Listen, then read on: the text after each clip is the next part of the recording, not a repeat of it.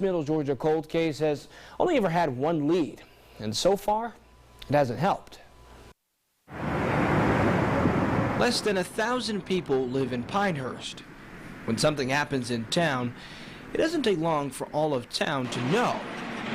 Except for that one time that something did happen here in February 1980.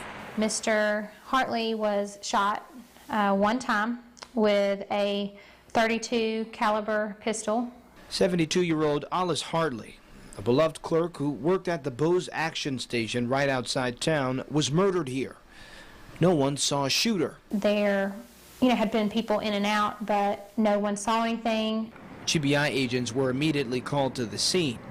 Someone said they saw Hartley alive 30 minutes before he was killed, just before noon. Was it a robbery? A fight? There's never been any, what I would call, good leads in this case. No one was sure what happened. This is that old gas station where Hartley was shot and killed. It's just off of the I-75 exit into Pinehurst. Investigators say after all these years, no one has ever been put in jail for this murder, but they do have a name. It was brought to our attention that Mr. Hartley had gotten into just kind of a verbal altercation with a man by the name of Burnham Herndon. Who?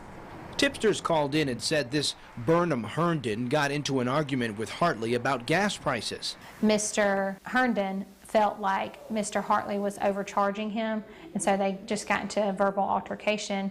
But that was weeks before Hartley was killed. Was there some sort of lingering feeling that led to another confrontation? GBI agents were never able to find a man named Burnham Herndon. A dead end on a road to find a killer. We want closure ourselves as agents, and we know how important it is to family members as well. Investigating agent Tori Peacock admits with a nearly 40-year-old case, time is not on her side. So now he would be 106 years old, I think. Someone who knows something about this case could have moved, forgotten, or passed away.